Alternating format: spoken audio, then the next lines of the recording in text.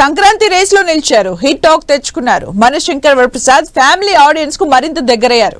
ఇక అప్పుడే next project పై focus పెట్టాడట చిరు. Director Bobby చేయబోయే సినిమాలో ఓ ప్రముఖ నటి మెగాస్టార్ తో కలిసి యాక్ట్ చేయబోతుందట. ఓ స్టార్ హీరో కూడా చిరుతో స్క్రీన్ షేర్ చేసుకోబోతున్నాడట. ఇంతకు ఏంటా మూవీ, ఎవరా యాక్టర్స్? బాస్ స్టెప్పేస్తే ఆ గ్రేసే వేరు. ఆయన డైలాగ్ చెప్తే బాక్స్ ఆఫీస్ బద్దలే. 7 వయసులోనే యంగ్ హీరోలతో పోటీ పడుతున్నారు మెగాస్టార్ చిరంజీవి.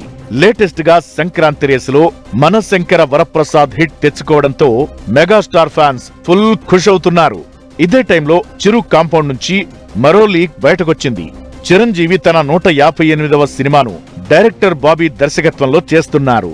ఈ ప్రాజెక్టుపై ఇప్పటికే ఓ రేంజ్ లో బజ్ క్రియేట్ అయింది. అయితే చిరంజీవి సరసన మాజీ ప్రపంచ సుందరి ఐశ్వర్యరాయ్ హీరోయిన్ గా నటించే అవకాశముందట. అదే నిజమైతే మెగాస్టార్ తో ఐశ్వర్యరాయ్ మొదటిసారి జతకట్టనుండటం ఫ్యాన్స్ కి భారీ ట్రీట్ గా మారనుంది.